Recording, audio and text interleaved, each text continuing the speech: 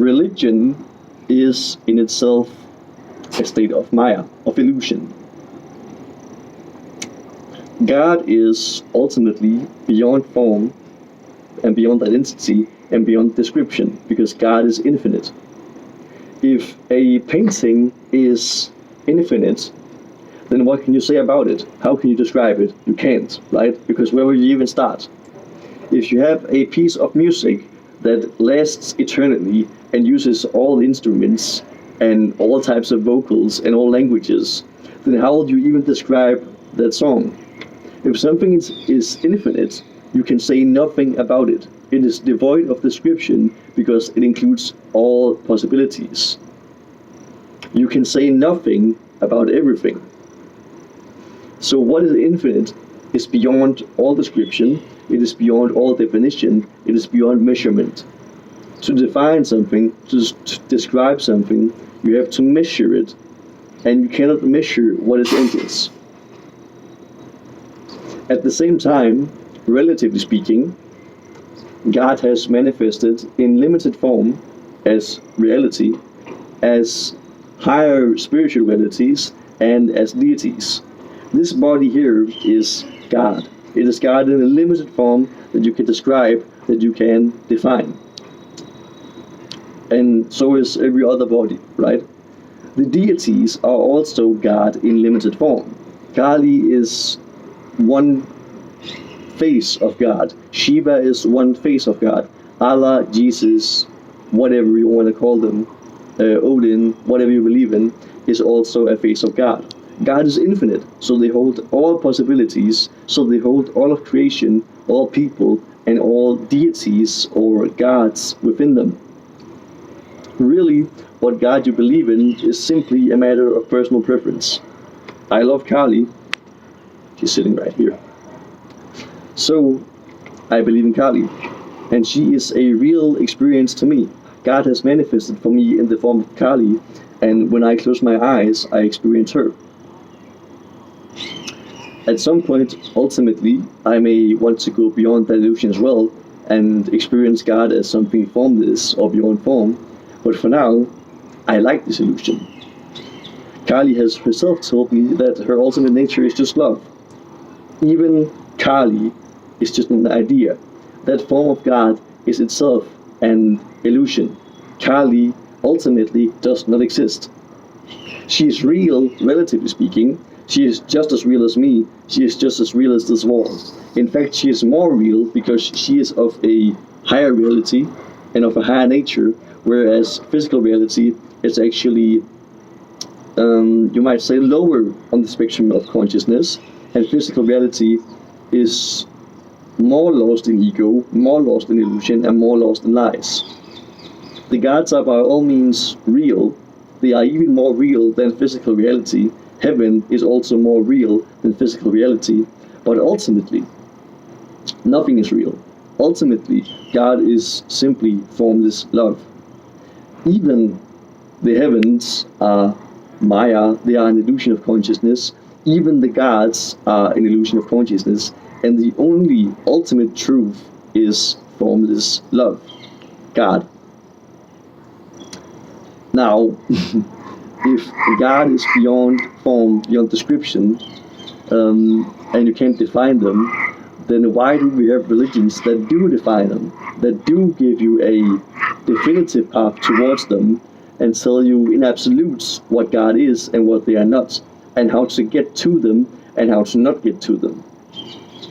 How can you make rules for something that is infinite? How can you define or measure a path to what is endless? If God is all things, then God is also the devil. God is also what you would call evil. God is also the spiritual paths you might judge or think are too dark or extreme. God is everything.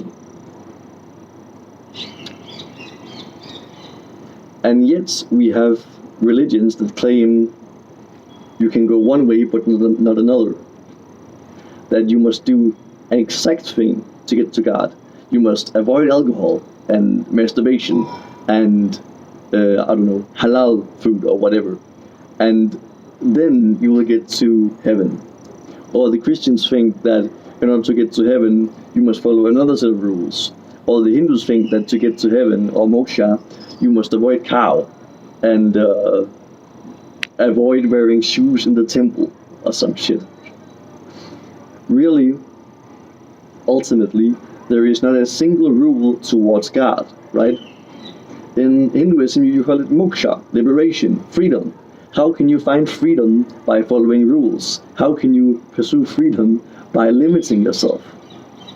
The point of spirituality is to free consciousness, to unlimit it, to decondition it from the limiting beliefs that hold it back, to free it from identity. And in that pursuit, even religion is a obstacle, right? Now you think of yourself as a Christian, and that is an identity. And you've defined that God is one way, right? God is righteous, and he's certainly not evil, he's certainly not bad, and he definitely hates alcohol. And you think that anyone who drinks, or anyone who speaks ill of their parents, cannot go to heaven. If you are a Hindu, then you have defined God as one thing. God is, oh well, it depends on who you believe in, of course. But let's say you think God is Brahman, and Brahman is definitely righteous, and he would hate anyone who eats cow, and people who commit the sins described in whatever scripture will go to hell. Or if you eat garlic and onion, this is commonly believed by Hindus. It is commonly believed that if you eat garlic and onion, then that will lower your state of consciousness because it's tamasic, and then you can't go to heaven. Many Hindus genuinely believe that eating meat or eating garlic or onion will stop you from achieving moksha. So see, each religion has its own identity, its own rules it follows, and its own beliefs about what God is and isn't. So you have defined God, which is infinite. You have defined the path to them, of which there are infinite, because any path can lead to God. And you have also identified yourself with an illusion of which religion you belong to.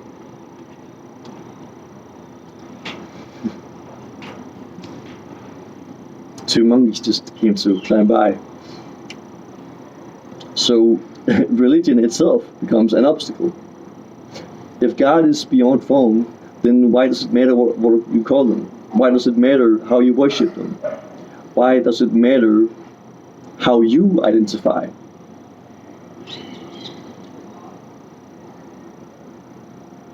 I believe it was Swami Vivekananda who said that there are as many paths to God as there are people on earth. And that is true. If you simply follow your heart, if you simply love God, then you will realize God. And that can mean many, many different things for many, many different people. The Christian might see God as a pure and conventionally good God who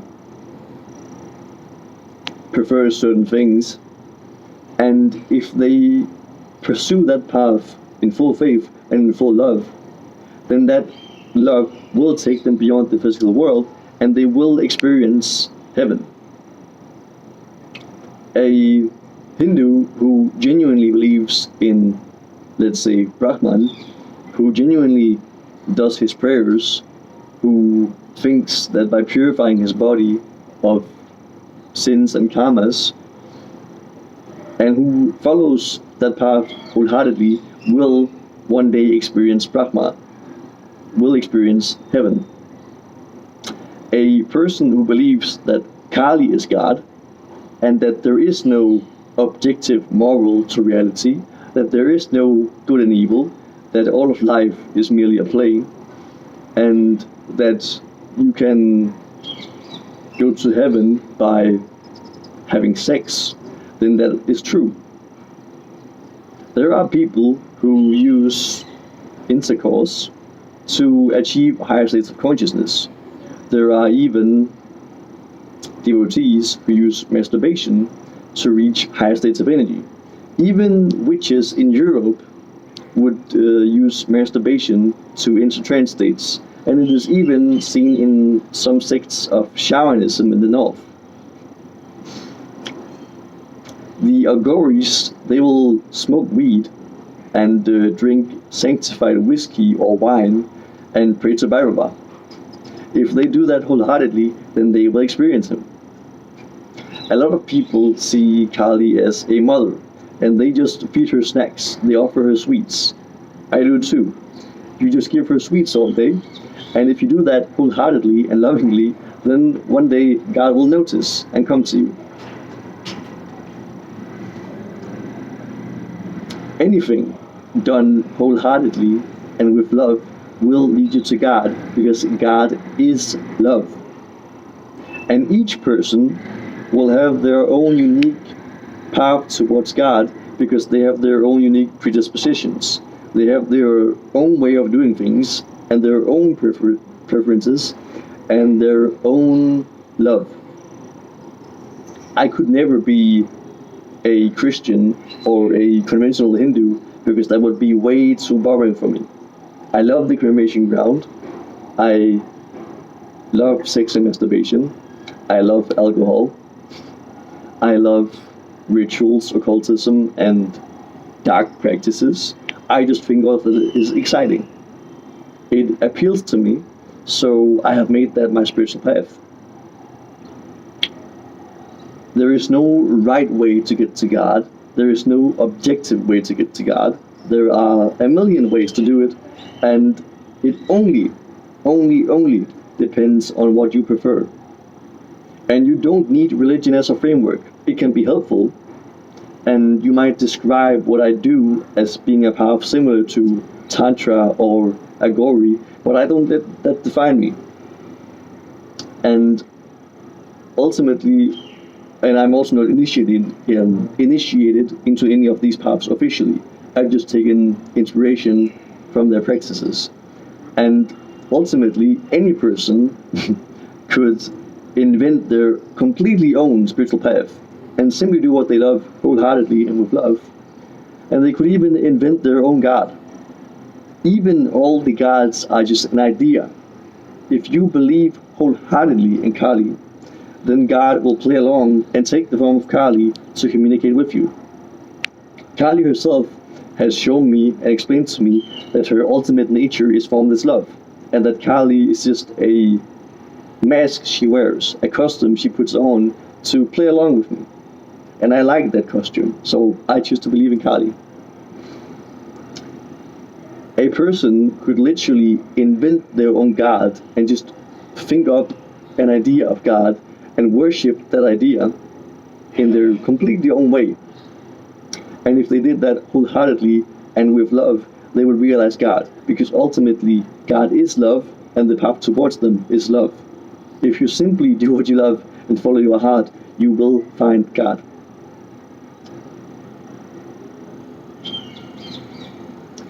Religions and spiritual paths are useful as a framework, as inspiration, and as guidance, but ultimately they are by no means necessary.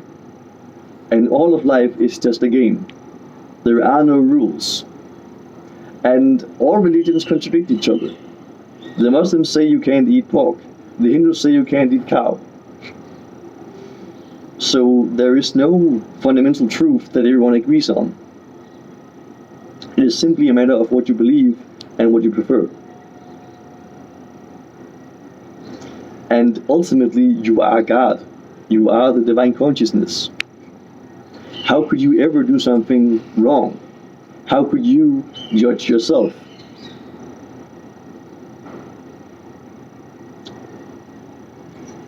If you are God, then how can God punish you? How can God judge you? That is an illusion. And it is an illusion that comes true if you believe in it. If you believe there is right and wrong in reality, and that God will punish you for doing wrong, then God will punish you for doing wrong. If you overcome that illusion and you no longer believe in karma, no longer believe in sin, no longer believe in good and evil, then you can literally do whatever you want. But see, at that point, you will be spiritually developed enough that you would never act in harm anyway. I can genuinely do whatever I like. God will never punish me because I realize I am God. How could I punish myself? How could I hate myself? How could I judge myself? And see, at the same time, I realize everything is God. So why would I want to hurt what is myself?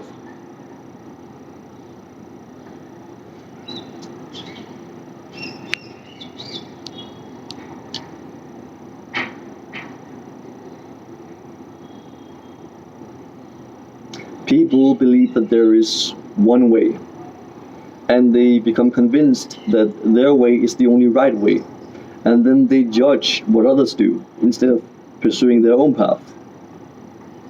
You see a lot of Christians who don't even go to church, who haven't even read the Bible, and at the same time they will shame people for drinking alcohol or breaking the Ten Commandments.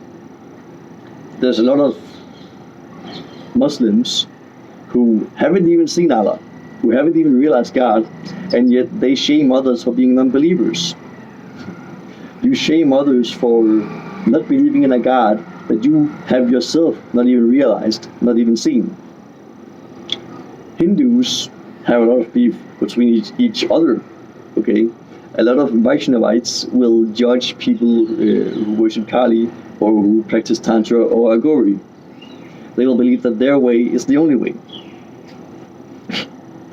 And see, it is only people who have not realized God who can judge what others do. Anyone who realizes God will realize that they are infinite and that there is any number of paths to them and that any path is valid. They will no longer judge anyone for what they believe because ultimately everything we believe, all that we believe in is one. Kali, Krishna, Jesus, Vishnu, Allah, Odin, whatever, it's all the same. It is just God. What you believe in and how you get there doesn't fucking matter. And anyone who has gone there will know this. They will never judge someone else. It is, per definition, only those who have not realized God who can judge others for what they do. It is only those who have not seen God, who have not realized God, who will believe that there is only one path, who will believe that God is limited and confines only to their idea of what God is, who can then judge others for what they do. I realize that God is more than Kali. Kali isn't the only God.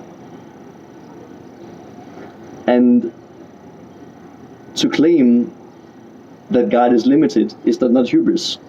To claim that Allah is the only God, or Jesus is the only God, or Shiva is the only God, would be to limit God. That is to also to admit that your God isn't omnipotent, isn't infinite. I believe in Kali, and I think she's amazing. I think she's great. I think she's endless and eternal and infinite. And in doing so, I also have to realize and admit that if she is everything, then she is also all the other gods. If I were to say that Kali is the only real God, and that God isn't Shiva, and God isn't Jesus, and God isn't Allah, then see, I would be limiting God. I would be admitting that my God isn't omnipotent, that my God isn't infinite. And how would you explain non-believers? If your God is omnipotent and the only God, then why do they allow other religions to exist? If, let's say, as an example, Allah truly was the only God, then why does he allow people who don't believe in him to exist? Why would he create non-believers in the first place? Why would he create sinners?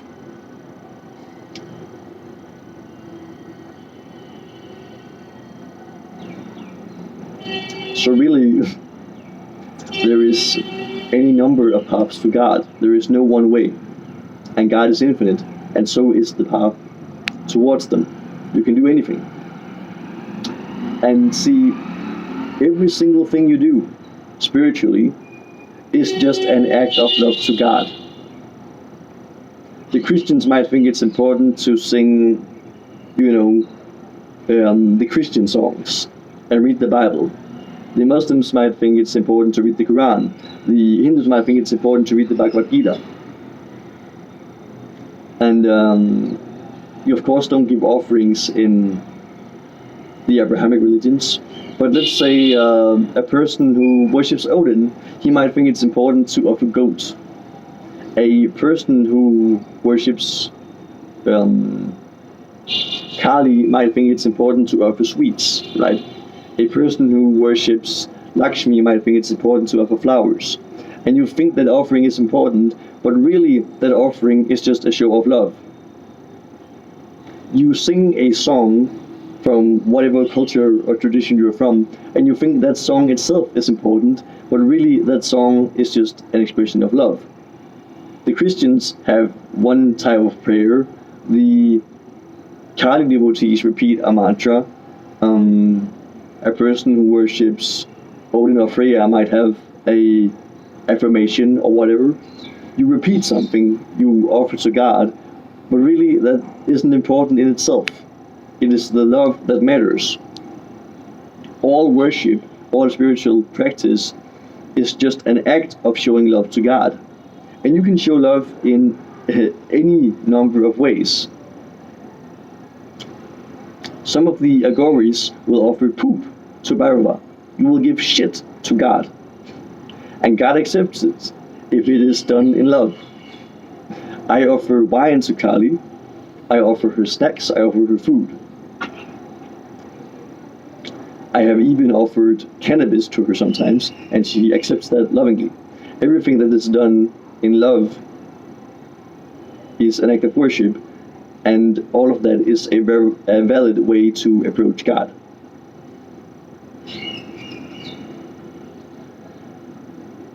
And any spiritual practice we do is just an expression of love towards the divine and an attempt to realize them, right?